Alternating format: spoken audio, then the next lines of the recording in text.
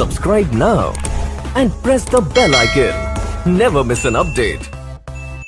Good morning. चलिए मैं आज आप लोगों का 7 क्वेश्चन बताऊंगा जो 2 नंबर का है, और ये सारा मैं आप लोगों को बताया हूँ कि इम्पोर्टेंट क्वेश्चन है। आप इसे ध्यान से पढ़ने का प्रयास कीजिए, आपको एग्जाम में आएगा। ठीक है, तो जब तक सब क्वेश्चन को नहीं पढ़ पाइएगा, जब तक सब क्वेश्चन को आप ध्यान नहीं दीजिएगा, तब तक आपका एग्जाम में नहीं आएगा। अब क्योंकि हम लोग कुछ ऐसा नहीं है, हम लोग फिर क्वेश्चन सेट नहीं किए हैं कि जो हम सिर्फ एक क्वेश्चन बताए तो ही आएगा। आपको कम से कम 10, 20 और 30 बताएंगे ताकि आपको एग्जाम में आएगा। तो आपको जितना मैं इस वीडियो के माध्यम से या आपको ऑफलाइन बता रहा हूँ, इसको आप अच्छे से समझने का प्रयास कीजिए ताकि आपको एग्जाम में आ सके। समझ में आ रहा है ना? चलिए आज का है पहला क्वेश्चन, हेनरी फोर्ड कौन था? देखिए, एक हेनरी फोर्ड व्यक्ति है, वो व्यक्ति के बारे में पूछ रहा है कि हेनरी फोर्ड कौन था।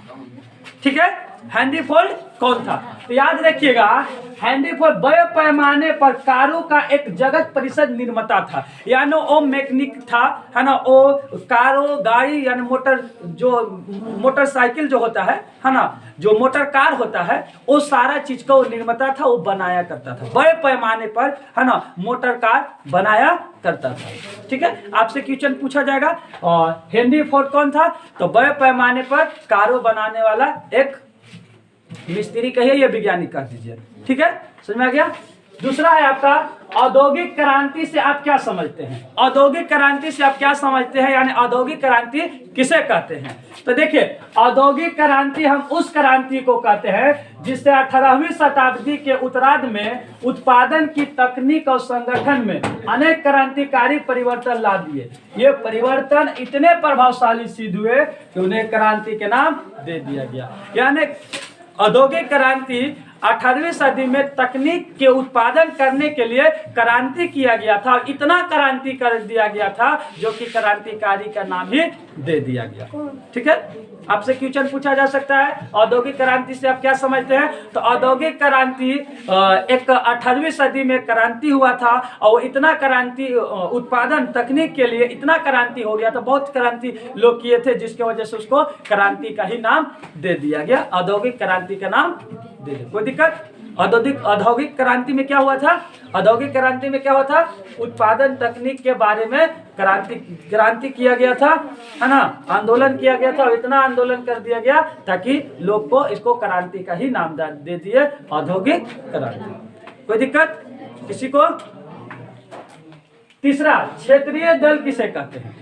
देखिए, हम इससे पहले आप लोगों को बताए थे कि क्षेत्रीय दल किसे कहते हैं। देखिए, क्षेत्रीय दल हम उसे कहते हैं जो अपने राज्य तक ही वो दल सीमित हो, अपने राज्य तक ही वो पार्टी सीमित हो, किसी दूसरे राज्य में उसका प्रभाव दूसरे राज्य में कोई जानता ना हो, कहीं चुनाव ना लड़ता ना हो, उसे हम क्षेत्रीय राजनीतिक दल कहते हैं। आइए, तो वैसे राजनीतिक पार्टी जिसका प्रभाव किसी एक राज्य तक सीमित हो, उसे क्षेत्रीय दल कहते हैं। यानी किसी भी पार्टी सिर्फ एक राज्य में ही वो सीमित है, दूसरे राज्य में उसका ना वोट है, ना वो चुनाव लड़ सकता है, उसे हम क्षेत्रीय दल कहते हैं। जैसे मैं आप लोग को बता देते हैं, जैसे JMM, ये JMM आपको झारखंड का है, तो ये क्षेत्रीय दल है, किसी दूसरे राज्य में नहीं लड़ता, ये सिर्फ इसी राज्य का सीमित है।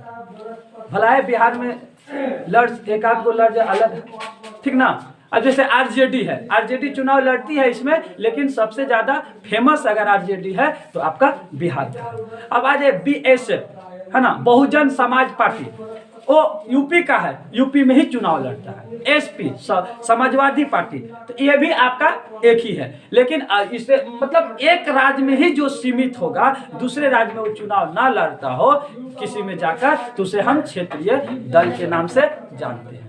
और राष्ट्रीय दल आप लोग को हम बता दिए कि वो हर राज्य में चुनाव लड़ सकता है, कोई मतलब उसको नहीं है। जैसे एक बार आप पूछा गया था ना, राष्ट्रीय राजनीतिक दल का नाम बताइए, तो आप BJP और कांग्रेस बताए थे। इसको कोई मतलब नहीं है, ये हर राज्य में लड़ सकता है चुनाव, क्योंकि वो राष्ट्रीय राजनीतिक दल है। लेकिन क्षेत्रीय राजनीतिक दल, क्षेत्रीय दल जिसको हम कहते हैं जो सिर्फ एक ही क्षेत्र में वो सीमित हो, दूसरे क्षेत्र में ना हो। कोई दिक्कत किसी को?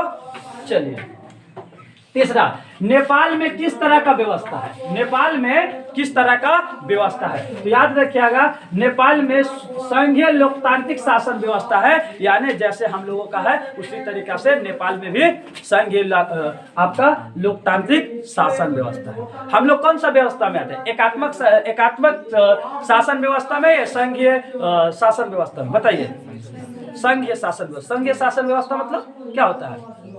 दो से जहां पे अधिक सरकार हो, है ना, उसे हम संघीय शासन व्यवस्था के नाम से जाने जाते हैं। और किसी देश में अगर एक सरकार हो तो वहां पे हम एकात्मक शासन व्यवस्था के नाम से जाना जाता है। तो हमारे देश में 3 सरकारें हैं, 3 प्रकार के, तो इसलिए हम लोग संघीय शासन व्यवस्था कहते हैं। कोई दिक्कत? तो नेपाल भी क्या है? एक संघीय शासन व्यवस्था है। कोई दिक्कत? आगे 5वां ध्यान दीजिएगा, विदेशी निवेश से क्या तात्पर्य है? विदेशी निवेश हम क्या कहते हैं? आपसे क्वेश्चन पूछ दिया जाएगा कि विदेशी निवेश से क्या तात्पर्य है, विदेशी निवेश हम किसे कहते हैं? ठीक है, तो याद रखिएगा, जब कोई बाहरी देश, कौन देश?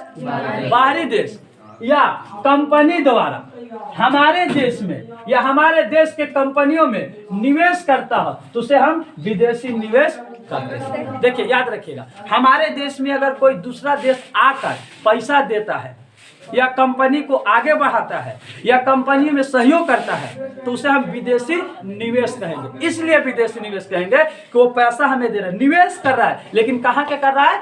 विदेश के लोग कर रहा है, इसलिए हम उसे विदेशी निवेश कहेंगे। बहुत सा देखे होंगे कि कारखाना, बहुत बड़ा बड़ा कंपनी खुलता है तो हमारे देश के लोगों के पास पैसा नहीं रहता है तो दूसरा देश से सहयोग लेते हैं और दूसरा देश उस चीज को पैसा में देते हैं तो उसे हम क्या कहेंगे? विदेशी निवेश कहते हैं। यानी विदेश से पैसा निवेश किया गया है इसमें। समझ आ गया? कोई दिक्कत? किसी को विदेशी निवेश किसे कहेंगे? विदेशी निवेश किसे कहेंगे?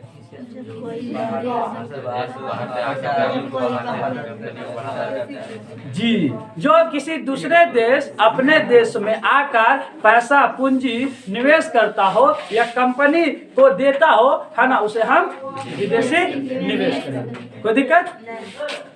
अब आइए 6ठा, उदारीकरण से आपका क्या तात्पर्य? उदारीकरण हम किसे कहते हैं? तो याद रखिएगा, सरकार द्वारा अनुरोध अथवा प्रतिबंधों को हटाने की प्रक्रिया को उदारीकरण कहते हैं। यानी सरकार द्वारा, उदारीकरण किसे कहते हैं? सरकार द्वारा अगर कोई अनुरोध किया जा रहा है या प्रतिबंध हटाने के लिए प्रक्रिया तैयार कर दिया जा रहा है, जैसे सरकार कोई कानून बना दिया, कानून तो बना दिया लेकिन जनता को नुकसान हो रहा है तो सरकार उसको अनुरोध कर रहा है कि इसे हटा दिया जाए या उसे प्रक्रिया हटाने की बात कर रहा है तो उसे हम उदारीकरण कहते हैं। क्या कहते हैं? उदारीकरण किसको कहते हैं? उदारीकरण हम उसे कहते हैं, सरकार अनुरोध करता हो या किसी भी चीज को हटाने के लिए प्रक्रिया को शुरू करता हो, उसे हम उदारीकरण कहें। कोई दिक्कत किसी को? 7वां है 1929 ईस्वी की महामंदी का बंगाल के पटसन पैदा करने वाले लोगों पर क्या प्रभाव पड़ा? क्वेश्चन ध्यान से सुनिए, इसके बाद समझने का प्रयास कीजिए, इसके बाद आप जवाब दीजिए और यहाँ पर ही आप ज्यादा समझिए क्योंकि आपके बीच यहाँ पे मार्गदर्शन देने वाले, बताने वाले, दोबारा समझाने वाले आपके शिक्षक हैं। आप घर पर कोई बताने नहीं जाएंगे, इसलिए सबसे ज्यादा ध्यान फोकस आप बोर्ड की ओर, अपने शिक्षक की ओर किया कीजिए। तो अभी हम शिक्षक हैं, आपको हम बता रहे हैं, तो हमारे तरफ चेहरा करके आप ध्यान दीजिए और समझने का प्रयास कीजिए। नहीं समझ में आता है दोबारा क्वेश्चन कीजिए, उसको और अच्छा से समझाएंगे क्योंकि घर पे आप समझ नहीं सकते हैं। ठीक है, तो क्या है, सरकार 1929 ईस्वी में महामंदी का बंगाल में जो पटसन जो पैदा किया था लोग, उन लोगों को क्या परेशानी हुआ था, उन लोगों को क्या प्रभाव पड़ा था 1929 को जो बंगाल में महामंदी हुआ था, इसके बारे में आपको बताना है। तो देखिए 1929 ईस्वी की महामंदी के कारण बंगाल के पटसन पैदा करने वाले लोगों पर बहुत बुरा प्रभाव पड़ा था। क्या पड़ा था? बंगाल में जितने लोग पटसन पैदा किए थे, महामंदी 1929 ईस्वी में हुआ था, तो उस वक्त बहुत बुरा प्रभाव पड़ा था। क्या प्रभाव पड़ा था कि पटसन की कीमतों में भारी गिरावट हो गई थी। इसके परिणाम स्वरूप बहुत सारे लोग कर्ज में डूब गए थे। देखिए 1929 में एक महामंदी हो गई थी बहुत, तो महामंदी के कारण जो बंगाल के जो पटसन जो किए थे, वो पटसन के लोग क्या हुआ कि आपको कीमत गिर गया। क्या हो गया? महामंदी हो गए, कीमत गिर गए। और जब कीमत गिर गए तो जितने लोग पटसन किए थे वो कीमत कम में बेचने लगे, और जैसे ही कम में बेचने लगे तो फिर उसका क्या हुआ? Subscribe now and press the bell icon. Never miss an update.